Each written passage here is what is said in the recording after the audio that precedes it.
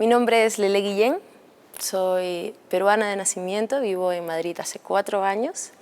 Tengo formación como actriz y siempre me he dedicado a la actuación. Sin embargo, hace unos años empecé con la música y el proyecto con el que soy residente en el Centro de Residencias Artísticas de Matadero se llama Despierta. Despierta es una investigación sonora entre la biosonificación de plantas y árboles en peligro o amenazadas de la Amazonía, sobre todo peruana, la música del folclore peruano y letras de autoconocimiento y desarrollo personal. La biosonificación es un proceso por el que podemos obtener sonido a partir de recoger la conducta eléctrica de ciertos organismos como estas plantas y estos árboles. Y luego ese sonido lo podemos transformar en piezas musicales como canciones.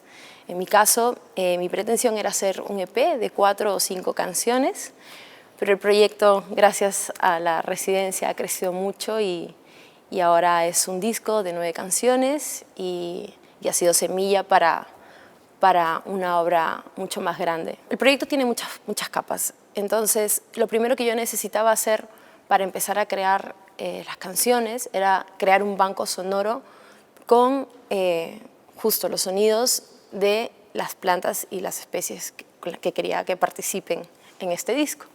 Para eso realicé un trabajo de campo, viajé a Perú y sobre todo realicé el recorrido por lugares de la Amazonía peruana.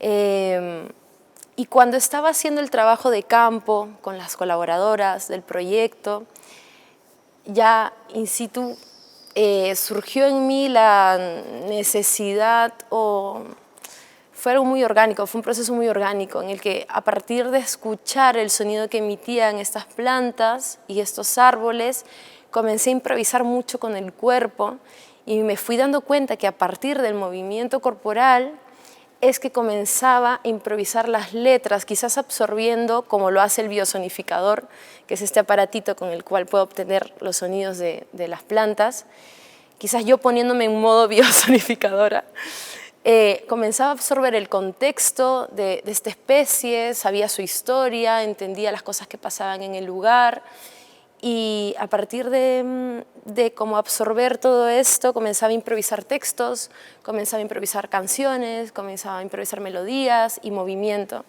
Y como tengo la formación como actriz, como artista escénica, fue algo natural, como que cuando llegué aquí ya con el banco sonoro hecho y me senté en el computador a ver cómo ordenaba toda esta información con la que venía, lo primero que surgió fue terminar de escribir las canciones, pero las canciones como que de pronto tenían un contexto y no podía ignorar tampoco de dónde venía es toda esta información, que es de mi cultura, ¿no? Entonces, ha brotado ahora un texto, un guión que abraza las 9 canciones que conforman el disco Despierta y que tienen que ver con mitología andina, que tienen que ver con la cosmovisión andina y al mismo tiempo nutren la idea de hablar sobre autoconocimiento, desarrollo personal y bueno, es por eso que ahora pues el proyecto se ha vuelto en ese sentido más ambicioso y pretende también ser una pieza escénica musical que comprenda estas 9 canciones y que además también te explique previamente qué es la biosonificación, quizás como en un espacio alternativo anexo al espacio escénico, que te explique qué es la biosonificación, que hablemos de trabajo de campo, también cómo compartir la información sobre las colaboradoras que son activistas, son colectivos dedicados a temas de conservación ambiental, que esta es una capa muy, muy importante para mí de este proyecto y una como la semilla casi de todo este gran árbol que se llama Despierta.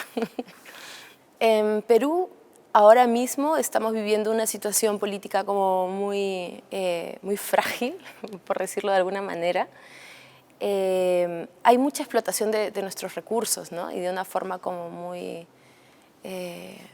explotación pues muy injusta, muy como sin nada de conciencia. Entonces, sin nada de conciencia, no solamente como a las personas y a las comunidades que se dedican a la conservación, sino con la vida, o sea, con el cuidar la vida y el cuidarnos como especie. Entonces, para mí como decía una de las entrevistadas del proyecto, ¿no? O sea, el cuidar la naturaleza te transforma el espíritu, porque entiendes de dónde vienes, entiendes los procesos naturales que tienes como ser humano al observar la naturaleza y observar sus ciclos naturales de vida y muerte. Entonces, este respeto como que no existe. Y para mí, como nutrir la idea de respetar la vida es un acto político. Y en ese sentido me siento como alineada a las personas que día a día trabajan en la conservación ambiental y de forma privada además, ¿no? Entonces sí, escogí ciertas especies que para mí eran importantes. Algunas no pude acceder justamente porque en enero, que fue cuando fui a hacer el trabajo de campo, estábamos en paro nacional, las carreteras estaban bloqueadas y no pude llegar a una especie que fue una de las que me motivó a hacer este viaje, que fue el chihuahuaco, que es sumamente explotada porque es un árbol maderable y sin embargo es de los árboles más importantes que tenemos en la Amazonía por el trabajo que realiza respecto a la conservación de aguas también, ¿no? Los árboles tienen una función respecto a los ríos muy trascendental. Y bueno, el chihuahuaco era una de esas especies. Luego también hay otras especies como que no son maderables, pero que siento que también están en peligro o que también están amenazadas, como el ayahuasca y la hoja de coca, porque si bien hay muchos, o sea, no es que estén en extinción ni nada por el estilo, son plantas que sus usos ancestrales, ritualísticos, medicinales, están en peligro al verse como, en el caso de la ayahuasca, pues como con un uso ya casi comercializado, sin ningún tipo de respeto y un uso indiscriminado de esta planta. Y por otro lado, la hoja de coca, pues por el uso que se tiene en Occidente con la cocaína, ¿no?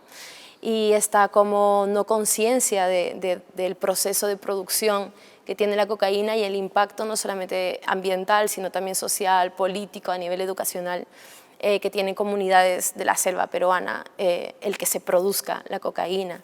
Fuera además de que se pierde el rito, el hecho de la hoja de coca en la cosmovisión andina se usa como ofrenda a los apus, que son no solamente los cerros, sino las energías de la naturaleza. Entonces, bueno, hay una serie ahí de motivos por los que yo creo que ciertas plantas están en peligro y que están biosonificadas para este proyecto. Yo creo que la residencia me ha ofrecido eso, la posibilidad de sentir que podía hacerlo, lo que para mí era como casi una fantasía, ¿no?